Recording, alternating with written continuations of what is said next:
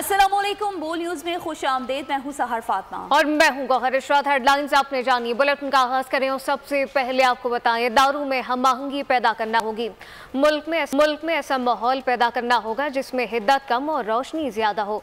Parliament के मुश्तरका इजलास से खिताब में सदर आसिफ अली जरदारी का कहना था कि हम सबको एक कदम पीछे हटना होगा, फैसला करना होगा कि मुल्क के लिए सबसे ज्यादा क्या अहम है। सदर ने कहा कि हम मसला कश्मीर का हल अक़वाम मुत्तहिदा की करारदादों के मुताबिक चाहते हैं। हम इसराइल के हाथों फ़लस्तीनियों की नस्ल कुशी की मज़म्मत करते हैं। फ़लस्तीनियों की आज़ाद रियासत का क़याम वक्त की अहम ज़रूरत है।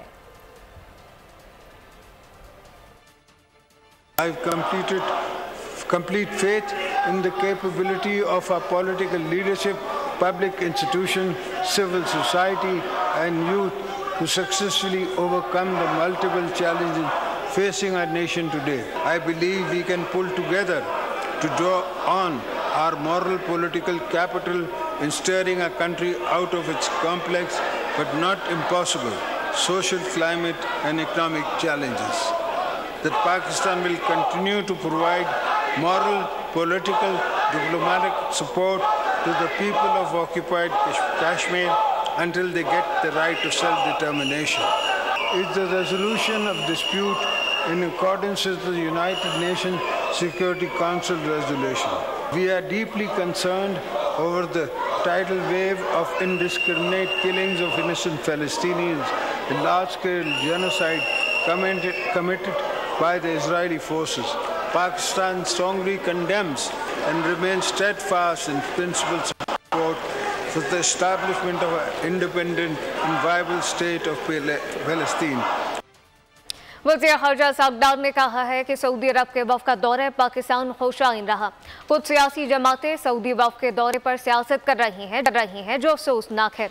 सहाफ़ियों से गुफ्तगू में उन्होंने कहा कि वो वज़ीर आज़म के हमरा 28 अप्रैल को सऊदी अरब में वर्ल्ड इकनॉमिक फोरम के इजलास में शरीक होंगे, जिसके बाद इस वक्त आपको बताएं कि OIC सरबराह इजलास में भी होंगे। सागदार से अमरीकी सफ़ीर की मुलाकात हुई, जिसमें मशरिक़ वस्ता और ख़त्ते की सूरत हाल पर तबादला ख्याल हुआ। ईरानी सफ़ीर ने भी वज़ीर ख़ारजा से मुलाकात की है, जबकि बातचीत में ईरानी सदर के दौरे पाकिस्तान पर भी बातचीत हुई। बानी PTI ने वाज़ेह तौर पर कहा है कि रीजन चेंज में सऊदी अरब ने किरदार अदा नहीं किया। 6 जमाती अपोजिशन इत्तेहाद के जलसों और एहतजाज के हवाले से भी बानी PTI ने गाइडलाइंस जारी कर दी हैं।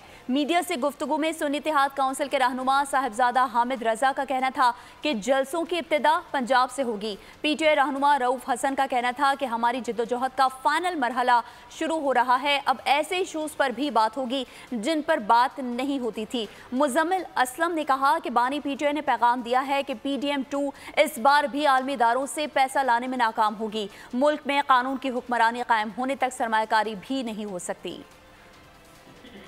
प्रोपोगेट हुई कि शायद खान साहब की और ऑपरेशन रजीम के अंदर को सऊदी अरब का किरदार है। खान साहब ने कैटेगराइज इस चीज़ को डिनाई किया। तहफ़्फ़ुज़े आईने पाकिस्तान 6 जमाती एक इत्तेहाद तश्कील दिया गया है, उसके हवाला से खान साहब ने गाइडलाइंस जारी की हैं जलसों का, जुलूसों का और तहरीक का, और अब उसकी इब्तिदा इंशाल्लाह हम अनकरीब पंजाब से करने जा रहे हैं। ये इस स्ट्रगल का फाइनल फेज़ है और ये शुरू हो रहा है, और उसके बाद आप देखेंगे कि हम बहुत सारे ऐसे इश्यूज़ के ऊपर भी बात करना शुरू करेंगे जो कि शायद पहले नहीं की गई। उन्होंने एक बहुत अहम पैगाम दिया अपनी हुकूमत पे, ये जो PDM2 है इन पे कोई एतमाद होता तो पहले भी पैसे ले आते, तो ये पैसे लाने में नाकाम हो जाएंगे।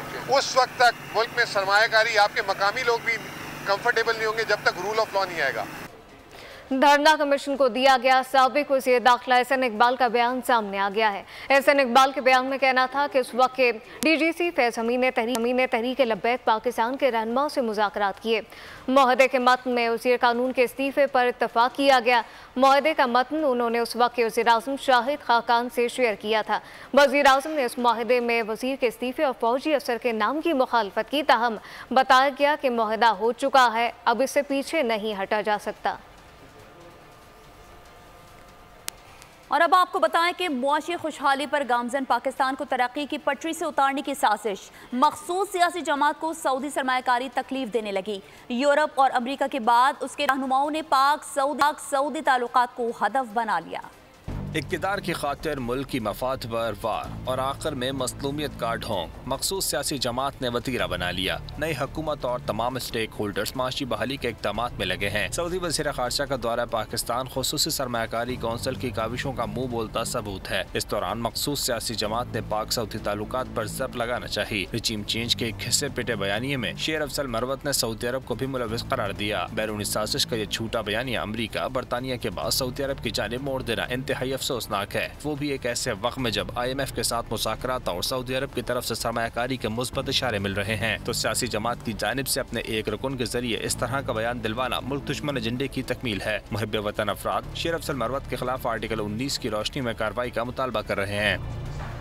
चीफ जस्टिस काजी फैज़ ईसा ने सुप्रीम कोर्ट और हाई कोर्ट में जजेस की असामियां पुर करने को तरजीह करार दे दिया है। सुप्रीम कोर्ट बार से खिताब में ख्वाहिश का इज़हार किया, सुप्रीम कोर्ट मुकम्मल हो जाए, जजेस तैनातियों से पहले हाई कोर्ट रूल में तरमीम ज़रूरी है। तरमीम के लिए जस्टिस मंसूर अली शाह की सरबराही में कमेटी कायम कर दी गई है। सुप्रीम कोर्ट फुल हो जाए, पहला नंबर 1 एजेंडा। फिर दूसरा हमने वो रूल्स कमेटी एक बनाई थी under the chairmanship of justice Mansoor Ali Shah senior attorney जज। उसकी रिपोर्ट के लिए हमने 2 दिन रखे हैं 3rd और 4th को कंसिडर करने के लिए कि सबकी राय लें, क्योंकि वकीलों का मुतालबा होता था कि जी कोई भी नॉमिनेट कर सकता है। तो हम चाहते हैं कि भाई जहाँ तक कंसेंसस डेवलप हो सके हो। उसके बाद इरादा है, और मैं request all the chief justice of the high courts कि वो भी आहिस्ता आहिस्ता जितनी वो वैकेंसीज हैं उनको फिर भरना शुरू करें। हम ज़रा इसलिए रुके थे कि रूल्स हो जाएं, और उसके बाद मेरे सुप्रीम कोर्ट का कोई ज़्यादा मेरे ख्याल में रूल से सिलसिला नहीं है, मगर हाई कोर्ट में होगा, क्योंकि डायरेक्ट इंडक्शन आ रही है ना, सुप्रीम कोर्ट में तो डायरेक्ट नहीं हो रही है। आगे बढ़ेंगे और खबर शामिल करेंगे जराइम की दुनिया से, जहां कराची में दरख्शां पुलिस के मुबैना तशद्दुद से जेर हिरासत मुलजिम की हलाकत का मामला है। मुइज़ नसीम की मौत इंसानियत सोज तशद्दुद की वजह से होने का इंकशाफ हुआ है। जिना अस्पताल की इब्तदाई मेडिकल रिपोर्ट आ गई है। मेडिको लीगल अफसर ने पहले सफ़े पर ही मौत को गैर तबई करार दिया। इस आपको बता रहे हैं कराची में दरख्शां पुलिस के मुबैना तशद्दुद से जेर हिरासत मुलजिम की हलाकत का मामला है। मुइज़ नसीम की मौत इंसानियत सोज तशद्दुद की वजह से होने का इंकशाफ हुआ है। जिना अस्पताल की इब्तदाई मेडिकल रिपोर्ट भी सामने आ गई है। मेडिको लीगल अफसर ने पहले सफ़े पर ही मौत को गैर तबई करार दिया। कराची में दरख्शां पुलिस के मुबैना तशद्दुद से जेर हिरासत मुलजिम की हलाकत का मामला मुइज़ नसीम की मौत इंसानियत सोज तशद्दुद की वजह से होने का इंकशाफ हुआ है। जिना अस्पताल की इब्तदाई मेडिकल रिपोर्ट भी सामने आ गई है और मेडिको लीगल अफसर ने पहले सफ़े पर ही मौत को गैर तबई करार दिया। इस हवाले से मज़ीद जानते हैं मोहम्मद काशान से। जी काशान, बताइए। जी बिल्कुल, देखिए दरख्शां पुलिस के मुबैना तशद्दुद से ज़ेर हिरासत मुलजिम की हलाकत का मामला है। मुइज़ नसीम की मौत इंसानियत तशद्दुद की वजह से होने का इंकशाफ सामने आया है। जिन्हें अस्पताल की इब्तदाई मेडिकल रिपोर्ट जो है बॉल न्यूज़ को मौसूल हुई है, जबकि मुतवफ़्फ़ी के जिस्म पर 13 जगहों पर बदतरीन तशद्दुद का निशान जो है पाए गए। जबकि रिपोर्ट के मुताबिक मेडिकल लीगल अफसर ने पहले सफ़े पर ही मौत को गैर तबई जो है करार दे दिया था। मुइज़ नसीम को मुर्दा हालत में जिन्हें अस्पताल मुंतकिल किया गया था। रिपोर्ट के मुताबिक SHO दरख्शां ने लाश भेजी और सब इंस्पेक्टर सलीम बरोई लाश लेकर जिन्हें अस्पताल पहुंचे थे। कमर के निचले दोनों हिस्सों पर भी बदतरीन तशद्दुद के निशान जो है वो मुतवफ़्फ़ी के रिपोर्ट में आए, जबकि मुतवफ़्फ़ी की कनपट्टी और तशद्दुद और दिमाग में भी खून जमा हुआ था। जिसम इंसानियत तशद्दुद की वजह से सूझ चुका था। मुकम्मल तौर पर रिपोर्ट में यह भी सामने आया, जबकि मुकम्मल तफसीलात जो है पोस्टमार्टम रिपोर्ट में सामने आ सकेगी। जी ठीक है काशान, आपका बहुत शुक्रिया। डेरा इस्माइल खान में गाड़ी पर फायरिंग, 4 कस्टम एहलकार और 1 बच्ची जाँ बहक हो गए। 1 राहगीर जख्मी हुआ है, जबकि वाक़या सब रोड पर पेश आया, जहां कस्टम इंटेलिजेंस एहलकार मामूल की ड्यूटी पर थे। नामालूम अफराद फायरिंग करके फरार हो गए। हमलावरों की तलाश जारी है। वाक़े की तहकीकात शुरू कर दी गई। सरगोदा से खबर शामिल करें, जहां पे 1 हफ्ते के दौरान कब्रों की बेहुरमती का दूसरा वाक़या पेश आया है। नामालूम मुल्ज़िमान ने 1 दर्जन से ज़ायद कब्रें खोदी और मुर्दों की हड्डियां निकाल ली हैं। पुलिस ने वाक़े का मुकदमा दर्ज कर लिया, जबकि कई मुश्तबा अफराद को गिरफ्तार कर लिया गया है।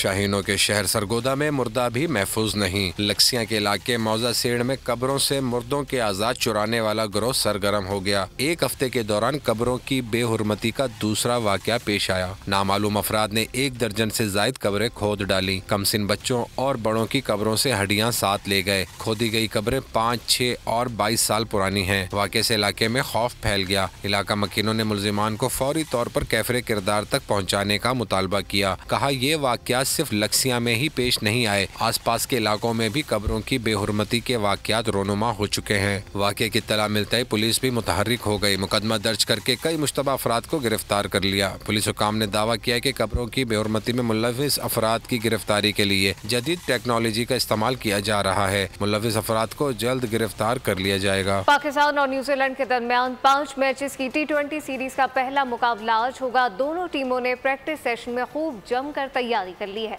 बाबर आजम ने सीरीज के दौरान मुख्तलिफ कॉम्बिनेशंस बैटिंग और बॉलिंग में आजमाने का इरादा जाहिर कर दिया।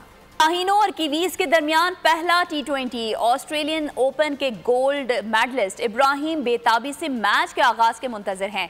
मजीद बता रहे हैं पेशावर से बोल न्यूज़ के नुमाइंदे नवाब शेर।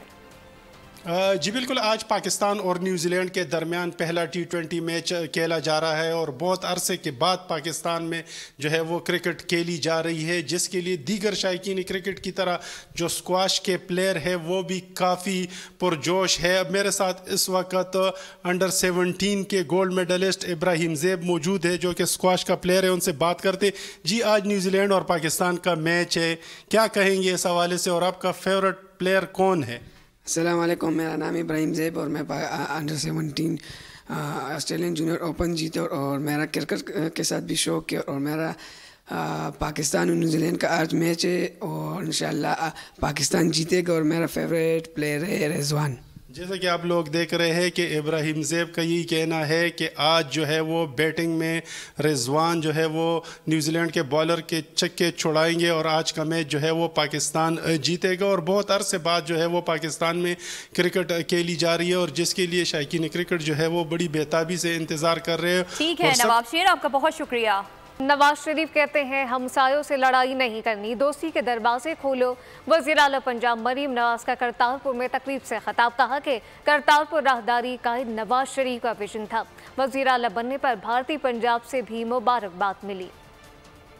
मेरा वीर इत्थे खलोता है, इन्हां दे नाल मियां साहब नूं एक प्यार है ते उन्होंने कहा कि ਜਿਹੜੇ ਮੇਰੇ ਸਿੱਖ ਭਰਾ ਨੇ ਉਹ ਬਾਰਡਰ ਤੋਂ ਪਾਰ ਉਹ ਦੂਰਬੀਨ ਨਾਲ ਵੇਖਦੇ ਨੇ ਤੇ ਉਹਨਾਂ ਦੇ ਵਾਸਤੇ ਰਸਤੇ ਖੋਲੋ, ਬਾਰਡਰ ਖੋਲੋ ਤਾਂ ਕਿ ਉਹ ਆਣ। ਤੇ ਮੈਂ ਜਦੋਂ ਚੀਫ ਮਿਨਿਸਟਰ ਬਣੀ ਤੇ ਮੈਨੂੰ ਇੰਡੀਆ ਦੇ ਪੰਜਾਬ ਤੋਂ ਵੀ ਬੜੀਆਂ ਮੁਬਾਰਕਾਂ ਆਈਆਂ ਤੇ ਮੈਨੂੰ ਇਸ ਤਰ੍ਹਾਂ ਲੱਗਾ ਜਿਸ ਤਰ੍ਹਾਂ ਇਹ ਬਾਰਡਰ ਵਿੱਚ ਨਹੀਂ ਹੈਗਾ। ਇੱਥੇ ਆ ਕੇ ਅੱਜ ਬਹੁਤ ਖੁਸ਼ ਹੋਈ ਹਾਂ ਔਰ ਵਿਸਾਖੀ ਦਾ ਤਿਉਹਾਰ ਤੁਹਾਡੇ ਨਾਲ ਮਨਾ ਕੇ ਮੈਂ ਬਹੁਤ ਖੁਸ਼ ਹੋਈ ਹਾਂ।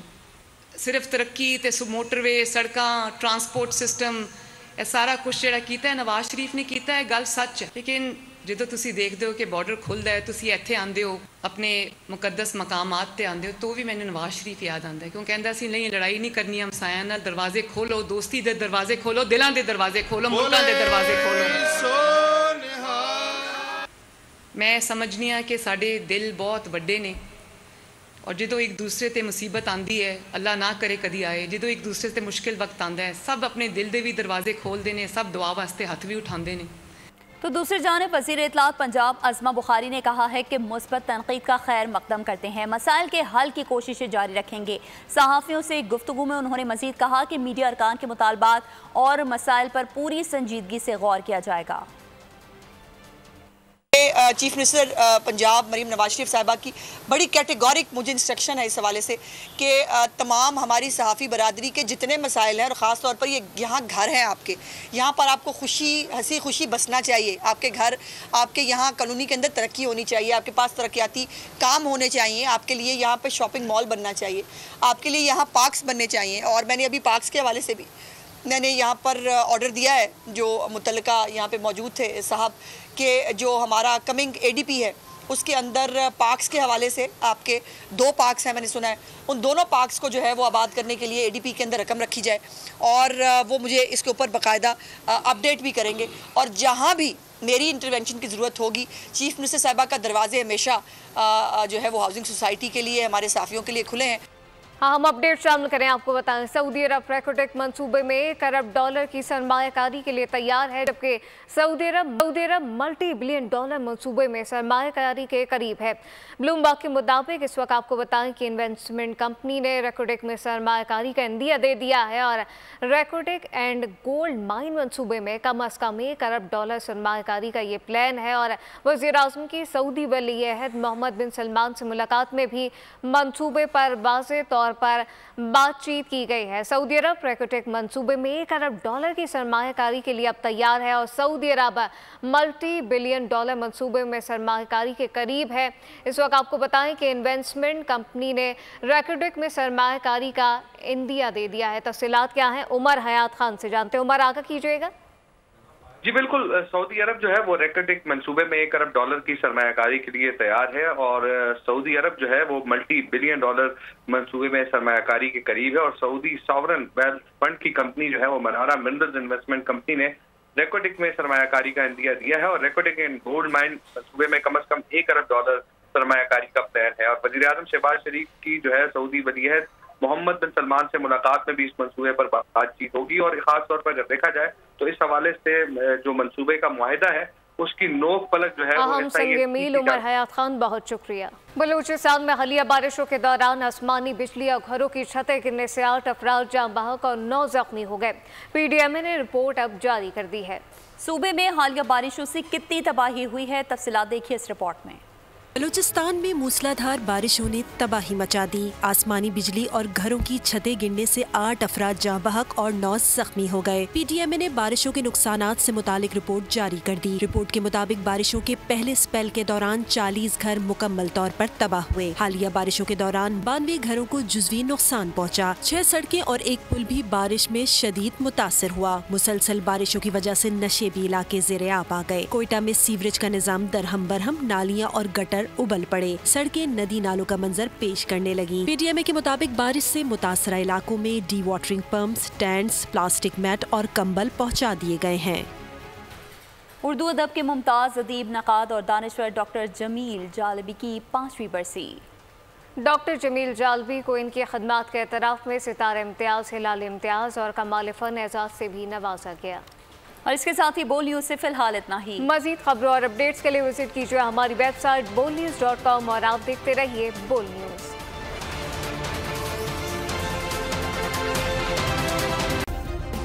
सब्सक्राइब करें और बेल दबाएं ताकि कोई खबर रह न जाए।